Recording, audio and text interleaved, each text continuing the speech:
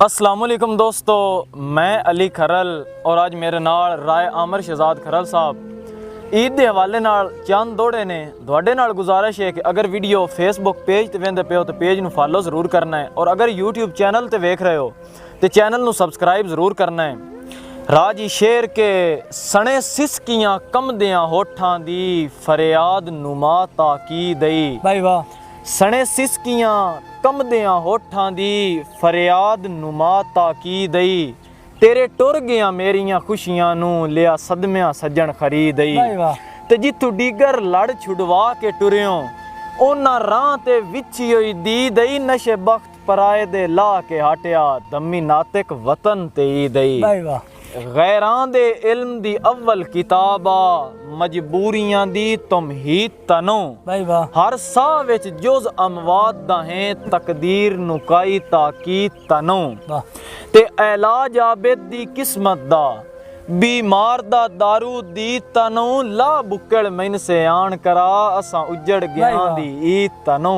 वाह वाह। राजी एक होर शेर के आबत मिमी साहब दा बड़ा खूबसूरत दौड़ा कहंदे ने कि ए सुरख लिबास शबाब दी चढ़तल जिन्नू महशर अहले दीद आंदन रब राम तौबा जदेआम तौबा इनू किस्मत दी ताकीद आंदन दानाई दी आखिरी हद तोड़ी आबिद फिरदौस जदीद आंदन जिंदे नैन उठन ओंदे वैन उठन इनू ईद आंदन उनू ईद आंदन।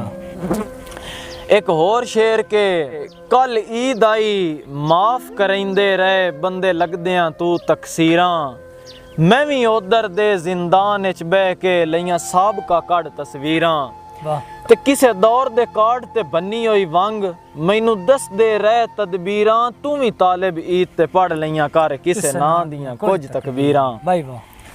राजी एक होर शेर के ईद आ गई मेरा यार नहीं आया रब्बा खैर होवे ओदे दम दी हार सिगार मैनू चंगा नहीं लगदा ते किसे शै ते नजर नहीं जमदी लोग ते वसदे नाल खुशी दे मेरी रात गमां विच लंघदी गुलाम फरीदा मैनू यार मिला दे नहीं ते ईद मेरे किस कम दी।